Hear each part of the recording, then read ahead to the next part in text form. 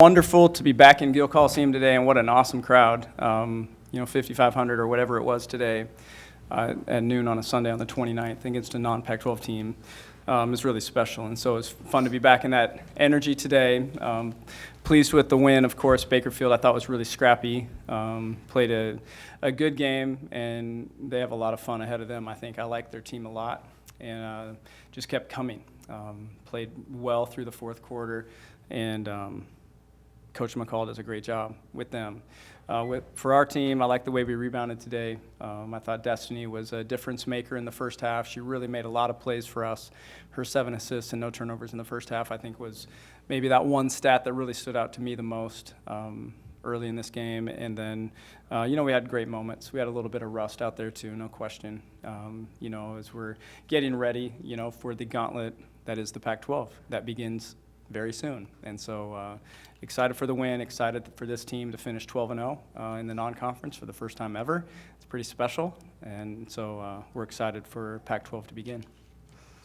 Mick, you guys talked about on Friday just not having a trap game, not looking ahead, but was it just one of those cases of a little bit of rust, and then did Cats 3 that rattled in kind of late in the first quarter, and then Maddie's buzzer beater, did that kind of just take maybe the lighten the load a little bit and just kind of relax a little bit?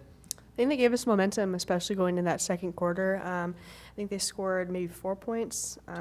2, wow. Yeah, we played really good defense that second quarter, and that got us going offensively. But I think we didn't overlook them. They're a good team. They're 8-4 now, 8-3 before our game. So they're a good team, and they have a lot of good pieces. Taylor, same thing. Just you're 12 games into your season here. Now you got the next step. Just are you happy to have this part of it there and looking forward to the next part?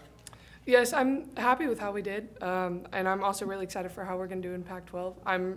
I've heard it's an amazing ride and a roller coaster, so I'm just ready to start the season.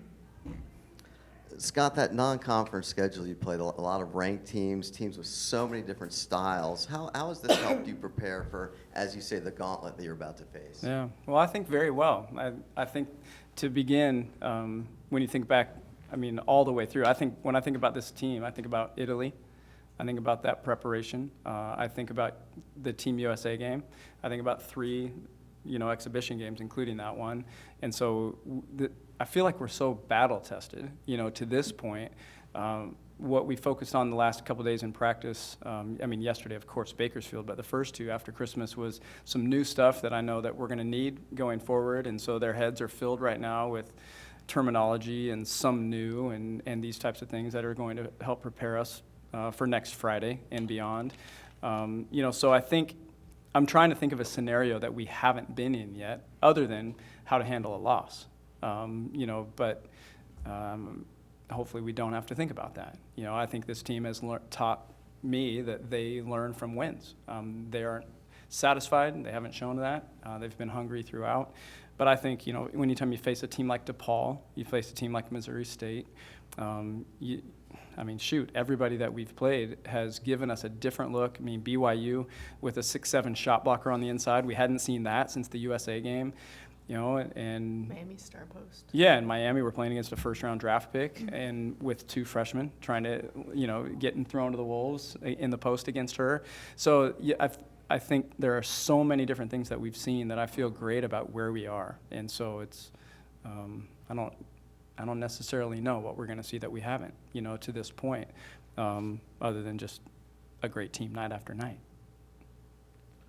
Mick, since you've been here, obviously from your freshman year, you've seen a lot of success, but what is it like to be a part of this team and go 12-0? It's a great feeling so far. You put yourselves in a great position for NCAA tournament and that kind of seeding down the road. So just trying to take it one game at a time and keep setting yourself up for good things ahead. Scott, you talked about their scrappiness already, but how did you feel like your backcourt handled that pressure that they were putting on at the point attack? We were okay. I thought that was, just like today gave us some good things to learn from. They impacted us in the backcourt, which was good for us as we are getting ready, to play in conference. And you look at the athletes that we're going to see now. Well, this team was, smaller, quicker, scrappier, and they used that to disrupt us, which they needed to. And I thought we handled it well at times. They certainly turned us over a few. I thought it exposed us a little bit. I thought our outlet game could be better. That's something that we get to go work on now. I thought, and that's not just our fives or fours, it's everybody, filling roles. It's good to get pressured. I thought as the game wore on, we got better and better at it, and that's just what this team's done all year. You give us a little bit of experience, couple mistakes turn into successes and now an advantage, So I thought we saw I didn't mind seeing some of the things we saw today because I know it's helping prepare us. And so this team, like Mick just said, I mean, if you sum up the whole non-conference and the record and all the things we've experienced, they've created just an amazing opportunity for themselves. I mean, that's really what it's all been about. You talked about not having to deal with the loss yet this season, but what have you felt like your team has reacted to adversity just in between the middles of games? I mean, we've certainly had some crazy stretches. I mean, I don't know if anybody watched our BYU game, but, that first quarter, I mean, this game was somewhat similar. We were just choppy and kind of off our game to start with, and you got to give your opponent a lot of credit for that. But, I mean, today we missed some free throws that messed with our confidence, it seemed. We missed some layups, some easy stuff early that kind of shakes you. Fortunately, our defense continues to improve. Our BYU game, I mean, they gave us a look we hadn't seen. They had a shot blocker we hadn't seen. That impacted us. It took us a little while to get used to it, but this team is so tough and resilient that in those stretches of maybe dysfunction or where we're on our heels have been so short-lived that this team's overcome them throughout the game. And I think that is a testament to our problem-solving ability. The way this team communicates, how well they get along, which is, what I preach, obviously, I mean, constantly, right? You guys are probably all sick of that. But that's why. That's what makes us what we are in moments of adversity. And so that's what gives me the most hope in this team, and has caused me to say, I don't know what the ceiling is on this group, because they find a way to overcome whatever problem's in front of them.